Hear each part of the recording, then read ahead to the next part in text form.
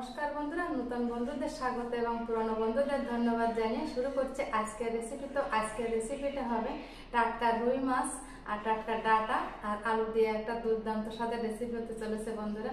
তো দেখতে থাকুন আজকের রেসিপিটা আমি কিভাবে করি আর একটা দারুণ মশলা দিয়ে আমি আজকের রেসিপিটা করবো। তাহলে দেখতে থাকুন আর ভালো লাগলে চ্যানেলটির পাশে থাকুন। তাহলে চলুন দেখে নেওয়া যাক আজকে। তো 3 থেকে 4 বার আমি মাছগুলো কিভাবে উষ্ণ গরম জল দিয়ে ধুয়ে নিয়েছি, এবার তুলে নিব।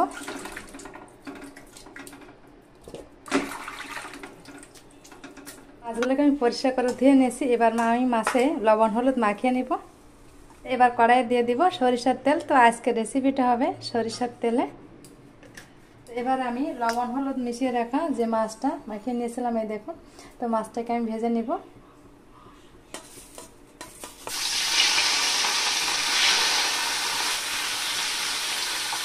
এবার মাছটাকে উল্টে দিব।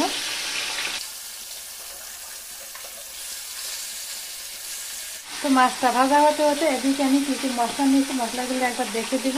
তো বন্ধুরা এখানে দেখুন আমি নিয়েছি আদা, কিছুটা আদা নিয়েছি, আর সজনা ডাঁটা নিয়েছি, আর নিয়েছি কাঁচা লঙ্কা, আলু, আর এখানে কিছুটা নিয়েছি দেখুন আমি মাখনা নিয়েছি। তারপরে এখানে আছে কাজু বাদাম, তারপরে নারকেল। তো 10 টাকা প্যাকেটে কিন্তু সুন্দর মশলা পাওয়া যায় দেখুন বন্ধুরা। এখানে আমি কাজু বাদাম, কিশমিশ, মাখনা, নারকেল এগুলো আমি পেয়ে গেছি 10 টাকা। আপনারা পেয়ে যাবেন যে কোনো মুদি দোকানে। দেখুন এই দেখুন বন্ধুরা, এখানে অনেকগুলোই মশলা আছে, নারকেল আছে, কাজু আছে, কিশমিশ আছে, মাখনা আছে। তো এগুলো আমি একটু পেস্ট করে নিব, আর লঙ্কাটাকেও পেস্ট করব, আদাও পেস্ট করব। তাহলে দেখতে থাকুন আজকের জমজমাট রেসিপি। তো এই কিশমিশ, মাখনা আর কাজু এগুলোকে আমি একটু মিক্সারে পেস্ট বানিয়ে নিব। এই দেখুন, তো এর সঙ্গে দিয়ে দেব আমি কিছুটা কাঁচা লঙ্কা, আর দিয়ে দেব 2 টুকরো আদা। তো এর ভিতর দিয়ে দেব সামান্য পরিমাণ জল দিয়ে আমি একটা পেস্ট বানিয়ে নিব। তো এদিকে আমি এই মাছগুলোকে ভেজে নেওয়া হয়েছে। এবার আমি এটাকে একটা থালায় তুলে নেব। এই দেখুন,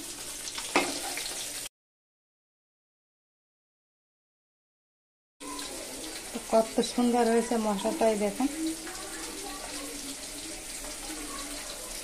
তো বন্ধুরা এই গরমে কোনো রকম পেঁয়াজ রসুন ছাড়াই কিন্তু রান্না হবে।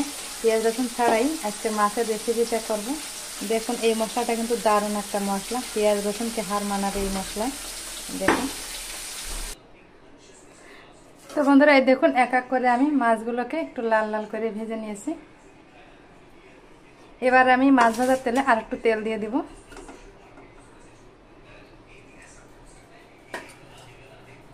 তো দিয়ে দিব একটা তেজপাতা। তো আমি এখানে ফোড়নের জন্য কালো জিরা দিব, 1 চামচ পরিমাণ কালো জিরা দিয়ে দিলাম। এটা কালো জিরা দিয়ে রান্না করলে দারুণ টেস্টি হবে। তো এবার আমি মিশিয়ে রাখা মশলাটা দিয়ে দেব।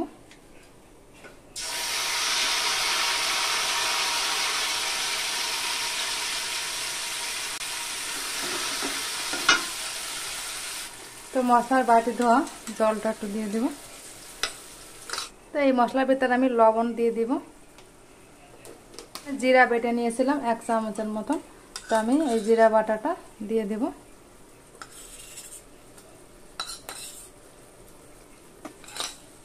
ভালো করে একটু কষিয়ে নিব। তো দেখুন বন্ধুরা অল্প আগে আমি মশলাটাকে একটু কষিয়ে নিয়েছি। এবার আমি আঁচটাকে একটু বাড়িয়ে দিয়েছি। দেখুন, তো এবার আমি কেটে রাখা যে আলুটা নিয়েছিলাম আর সজনা ডাঁটা আমি এর ভিতর দিয়ে দেবো মশলার ভিতর। আমি এটা আলাদা করে ভাজিনি, এই মশলার ভিতরে আমি আলু আর সজনাটাকে একটু কষিয়ে নিব, সেজন্য আঁচটাকে একটু বাড়িয়ে দিলাম।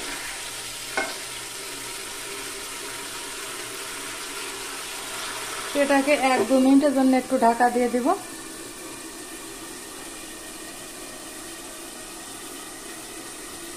1 মিনিট পর ঢাকনাটাকে তুলে নেব। খুন্তি দিয়ে নেড়ে চেড়ে দিতে হবে।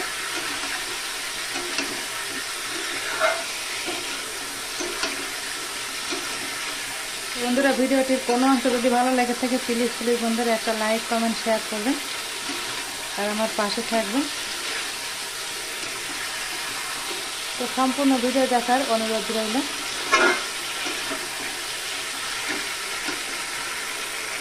দেখুন আর একটু কষিয়ে নিতে হবে। তো এবার পরিমাণ মতো জল দিয়ে এটাকে আমি 7 থেকে 8 মিনিটের মতন জ্বালিয়ে নিব। এবার ঢাকা দিয়ে দেবো। এই দেখুন, তো 7-8 মিনিট পর আমি ঢাকনাটাকে তুলে নিলাম। আমি মাঝে ঢাকনা তুলে এখানে আমি কাঁচা লঙ্কা দিয়েছিলাম। এই দেখুন, ওটা আর আপনাদের দেখানো হয়নি।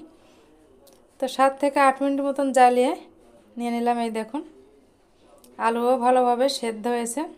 তো রান্নাটা কিন্তু আমার পুরোপুরি কমপ্লিট হয়েছে। এই দেখুন, এবার আমি এটাকে নামিয়ে নিব। এই ধরনের রান্নার কালারটাও যেমন হয়েছে খেতেও কিন্তু দারুণ হয়েছিল, হেভি টেস্টি। বন্ধুরা এভাবে একবার রান্না করে দেখবেন কেমন লাগে খেতে। তো এবার আমি একটা থালায় পরিবেশন করব। তার জন্য একটা স্টিলের থালা আমি পরিষ্কার করে ধুয়ে নিয়েছি। এই দেখুন, তো ছোটো একটা ফ্রিজে আমি 1 পিস মাছ তুলে নিলাম। খাবার দুপুরের গরম ভাতের সাথে একদম জমে যাবে বন্ধুরা। দেখুন,